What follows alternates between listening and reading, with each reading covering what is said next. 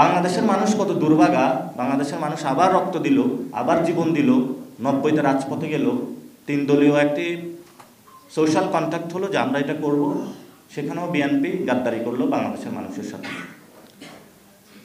এখন 24-ও সুযোগ এসেছে। এখন বিএনপিকে একবার সুযোগ দেওয়া হয়েছিল 75-এ, পারে নাই।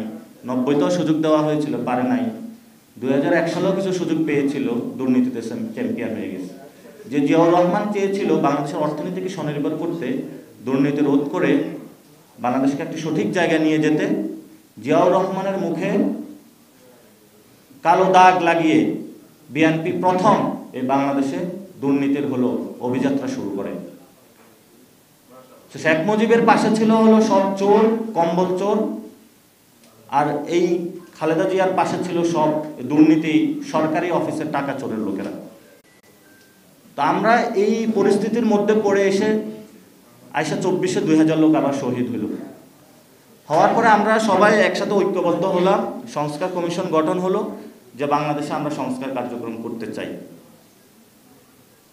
ওনারা বললো যে বাংলাদেশে সংস্কার করা যাবে না, এবং সংস্কার কার্যক্রমকে ঠেকিয়ে দেওয়ার জন্য ওনাদের সবচেয়ে যে বিষয় সংবিধান জানে, যিনি সবচেয়ে বেশি সংস্কার চান মনে প্রাণে, তাকে পাঠাইলো সংস্কার বিরোধী কার্যক্রম করার জন্য সংস্কার কমিশনে।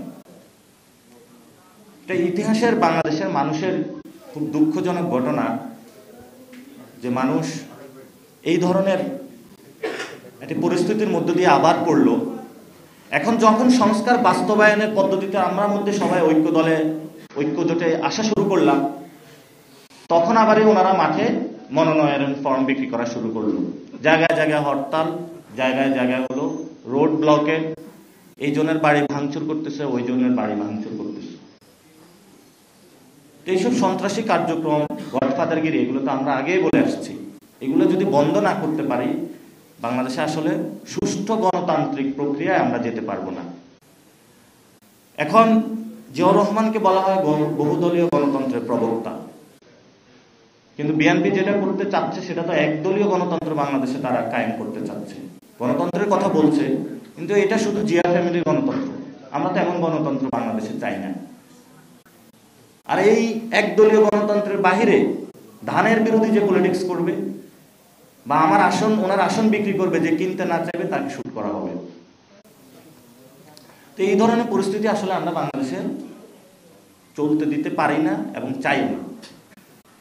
আমরা আসলে বিএনপির এই জায়গাগুলোতে ক্রিটিক করে থাকি। এটা একটা ন্যাশনালিস্ট ফোর্স, তাদের সামনে অনেক সুযোগ এসেছিল, তারা সুযোগ কাজে লাগাইতে পারেনি। এখন আমাদের সামনে সুযোগ এসেছে, আমরা কাজে লাগাইতে চাই। বিএনপি ভাবে একটাই কথা বলবো, যে কিছু লোক আছে না, নিজের নাক কেটে অপরের যাত্রা বন্ধ করে। বিএনপির হলো এই অবস্থা, নিজের ক্ষতি করে হলো বাংলাদেশের জনগণের ক্ষতি করতে আসছে তারা। বিএনপির অবস্থা কি হবে এটা তো বলছি, যে হ্যাঁ ভোটের মধ্য দিয়ে জন্ম, আর না ভোটের মধ্য দিয়ে তাদের মৃত্যু। তাদের মৃত্যু ঘন্টা অলরেডি বেজে গিয়েছে বাংলাদেশে।